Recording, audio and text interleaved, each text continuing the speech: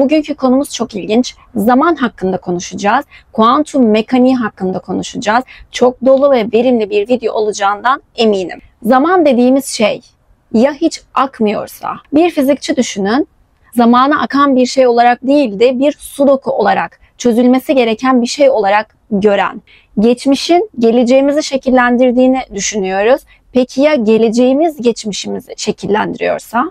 Emily Adlen'e göre evren satır satır işleyen bir hikaye değil, aynı anda çözülen bir bilmecedir. Zaman tek yönlü değil, sebep-sonuç ilişkisi de birer yanılsama olabilir. Tıpkı sudoku çözerken tek bir kutuya odaklanmamak gibi evrendeki bir olayı da sadece geçmişe bakarak açıklayamayız. Profesör Emily Adlen evrene ve fizik yasalarına dair oldukça farklı ve modern bir bakış açısı sunuyor.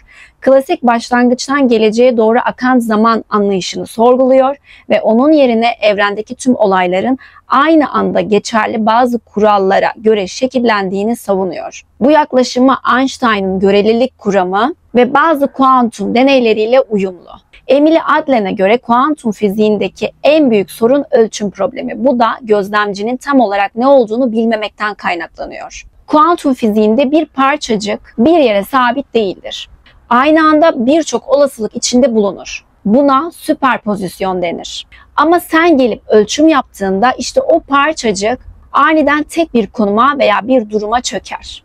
Peki bu durumu çöktüren nedir? İşte burada kuantum mekaniğinin en büyük bulmacalarından biri devreye giriyor: gözlemci. Kuantum fiziği diyor ki olaylar ancak bir gözlemci tarafından ölçüldüğünde netleşir. Ama şu soruların hala bir cevabı yok. Gözlemci nedir? Her ölçüm cihazı gözlemci midir? Ya bilinçli bir varlık gerekliyse, bilgisayar ölçerse olur mu, yoksa bir insan mı bakmalı? Emily Adlen gibi fizikçiler diyor ki biz gözlemcinin ne olduğunu fiziksel olarak tanımlayamıyoruz. Yani kuantum teorisi gözlemci diye bir şeyden söz ediyor ama onu nasıl modelleyeceğimizi söylemiyor. Bu çok büyük bir problem çünkü gözlemcinin etkisiyle sonuçlar değişiyorsa ama bizler gözlemcinin ne olduğunu bile tanımlayamıyorsak o zaman teorilerin temelinde bir boşluk var demektir. Şu meşhur Schrödinger'in kedisi olayına girmek istiyorum. Bir kutunun içinde hem ölü hem de canlı olabilen bir kedi var ama sen kutuya bakana kadar kedi bu iki durumda da aynı anda bulunur. Yani sen bakmazsan evren netleşmez. Burada bazı sorular doğuyor. Evren gözlemciler olmadan gerçek mi? Gözlemciler mi evreni gerçekleştiriyor? Gözlemci kısmını biraz anladıktan sonra zaman kavramına giriyoruz. Klasik fizik evreni başlangıçtan alıp geleceğe doğru evrilen bir sistem olarak ele alır. Ama bu bakış modern fizikle tam olarak uyuşmuyor.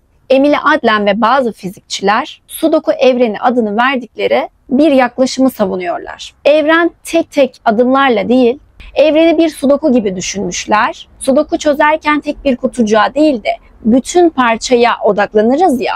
Yani zaman onlara göre bir şeylerin sıralı bir şekilde ilerlediği bir şey değil, bir bütün olarak ele alınmalı ve tüm yapı aynı anda geçerli olan kurallara uymalı. Bu da nedensellik ve zaman akışı gibi kavramlara yeni bir anlam kazandırıyor. Zaman kavramında biraz daha derinlere inelim ve başka terimlerden bahsedelim. Mesela zamanın oku kavramı ve asimetriler. Gerçek hayatta zaman tek yönde akar gibi görünür. Örneğin bardak kırılır ama geri birleşmez. Ancak fizik yasaları çoğunlukla zamanla simetriktir. Yani ileri veya geri fark etmez. Bu zaman asimetrisini açıklamak için genelde evrenin başlangıç durumu özel bir durumdu denir. Fakat bu açıklama birçok kişiyi tatmin etmiyor. Zamanın oku ifadesi zamanın neden hep ileriye doğru aktığını tanımlamak için kullanılır. Günlük hayatta bu çok doğal karşılanır çünkü bir yumurtayı kırdığınızı farz edin. Yumurta kırılır ve dökülür ama geri toparlayamayız. Yaşlanırız ama gençleşemeyiz. Bardak elimizden kırılır, düşer, parçalanır ama tekrar o parçalar bir bütünü oluşturmaz. Yani geçmişten geleceğe doğru bir yön vardır. Ama işin ilginç kısmı şu, bazı fizik yasaları bunu tersten de kabul eder. Newton'un, Einstein'ın veya kuantum fiziğinin çoğu temel denklemi şunu der: olaylar zaman ileriye giderken nasıl oluyorsa zaman geriye doğru da öyle olabilir. Yani bir top yukarıya çıkıp yere düşüyorsa teoride onun zamanla geri yukarı çıkması da fizik kurallarına uygundur. Ama biz bu tarz zamanın geriye sarılması olaylarını günlük hayatta hiç görmeyiz. Peki gerçekten de hep ileriye doğru mu gidiyoruz? Cevap entropi.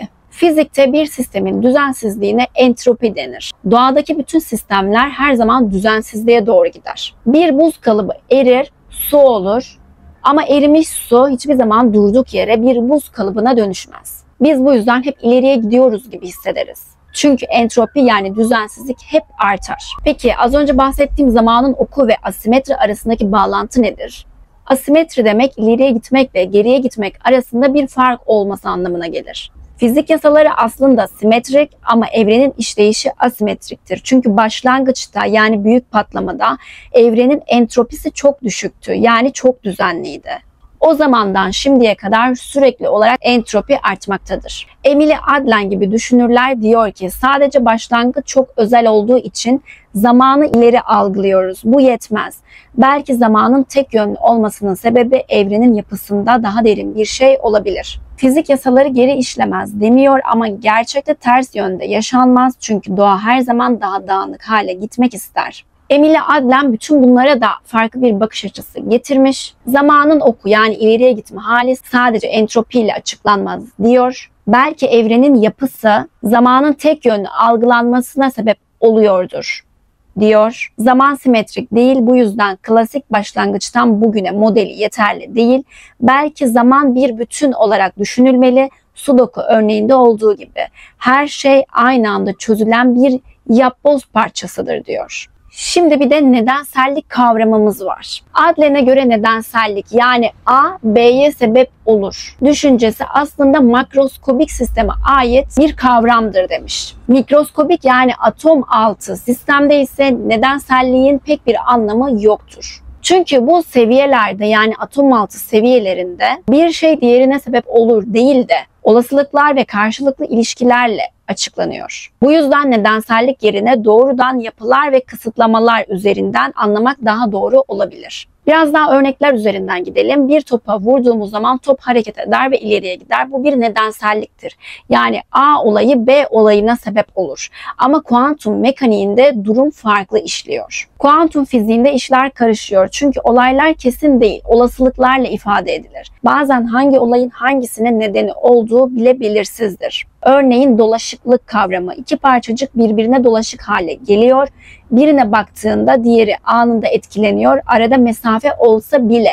Ama hangi olay önce oldu, hangisi sonra oldu bu belli değil. Bunlar da şu soruyu doğuruyor. Gerçekten A, B'ye sebep oldu diyebilir miyiz? Yoksa sadece iki şey arasında bir ilişki mi var? Emily Adlen diyor ki bu nedensellik ilkesi sadece makroskobik düzeyde etkilidir. Atom altı parçacıklarda yani mikroskobik sistemlerde bu kadar basit değildir, daha karmaşıktır. A, B'ye sebep olmaz, A ile B zaten bir ilişki içerisindedir diyor. Makroskobik sistemler ve mikroskobik sistemlerden bahsetmişken büyük ölçek ve küçük ölçeğin birbirini etkilemesi ve düşündüğümüzden daha farklı düşünürsek nasıl olur kavramlarına da girelim. Klasik düşünceye göre nedir? Küçük parçacıklar yani mikroorganizmalar, hücreler, atomlar büyük yapıları, insanı, galaksileri, evreni oluşturur. Ama Emily Adlen gibi fizikçilerin düşündüğü ise belki de büyük sistemler küçük sistemleri etkiliyordur. Yani makro, mikro yönlü bir etkileşim vardır diyorlar. Bu tarz yaklaşımın özellikle kuantum alan teorisindeki yeniden normalleştirme dönüşümleri ile destekleniyor. Bu dönüşümler farklı ölçekler arasında geçiş yapmayı sağlar. Yani bazı fiziksel sabitler küçük düzeyde belirlenmiş gibi değil de üst düzeyden gelen bir planın parçasıdır diyorlar. Sıkıldınız mı bilmiyorum ama gerçekten bu konular hem çok ilginç hem de aslında herkesin konuşamadığı, herkesin tam aklında oturtamadığı konular. Ufak ufak bu terimlerle giriş yapmak istedim. Karşılıklı öğreniyor olduğumuz için çok mutluyum. Bu arada buraya kadar izlediyseniz videomu lütfen beğenmeyi, abone değilseniz abone olmayı ve yorum yapmayı unutmayın. Teşekkür ederim. Son kavramlarımıza giriyoruz. Kuantumda yerel olamama. Az önce de bahsettiğim gibi kuantum mekaniğinde dolaşıklık yani iki parçacık arasında ne kadar uzak olurlarsa olsunlar bir etkileşim olduğundan bahsetmiştim. Buna yerel olamama deniyor. İki türü var. Mekansal yerel olamama uzak mesafelerdeki etkileşimden bahsediyor. Zamansal yerel olamama ise farklı zamanlardaki parçacıklar arasındaki etkileşim. Çoğu tartışmalarda mekansal üzerinde durulur ama zamansal yerel olamama hali ise burada daha önemlidir. Kendi kendini konumlandırma belirsizliği. Bu kavram hem felsefi hem de deneysel düşünce problemlerinde önemlidir. İki türü vardır. Saf konumlandırma belirsizliği. Aynı evrende farklı yerlerde olabilirsiniz ama nerede olduğunuzu bilmiyorsunuzdur. Yüzeysel konumlandırma belirsizliğinde farklı evrenlerde farklı versiyonlarınız olabilir. Burada nerede olduğunu bilmemeniz, hangi olası dünyada olduğunuzu bilmemeniz anlamına da gelir. Şu son söylediğim kavramlara güzel bir örnek vermek istiyorum. Uyuyan güzel paradoksu. Bu deneyde yazı tura atılır. Yazı gelirse pazartesi bir kez uyandırılıyorsunuz. Tura gelirse pazartesi ve salı olmak üzere 2 kez uyandırılıyorsunuz. Uyandırıldığınızda hangi gün olduğunu bilmiyorsunuz. Bütün bunlarda şu soru doğuyor. Sence yazı mı geldi, tura mı geldi? Bazı filozoflara göre tura gelme olasılığı daha yüksektir. Emily Adler'e göre ise uyandığında hiçbir bilgin değişmedi. Dolayısıyla olasılık %50-%50 olmalıdır. Yani bir bilgi edinmedin, inancını güncellemene gerek yok demiştir. Tüm bu anlattıklarımı şöyle kısa 4 cümleyle özetlemek istiyorum. Evrenin yapısını anlayabilmek için neden sonuç ve zamanın akışı düşüncelerini tersine çevirmeliyiz. Bazı sabitler veya fiziksel yapılar alt düzeylerdeki gerçekliği değiştiriyor olabilir. Kuantum fiziği, klasik fizik gibi tek yönlü çalışmıyor, belirsizlikler ve çoklu olasılıklar içerisinde anlam kazanıyor. İnsan bilinci gözlemcinin rolü ve konum belirsizliği de evrenin yapısı ile doğrudan bağlantılı. Ben böyle konuları araştırmayı ve sizlere anlatmayı çok seviyorum. Farklı bakış açıları kazandığımıza inanıyorum.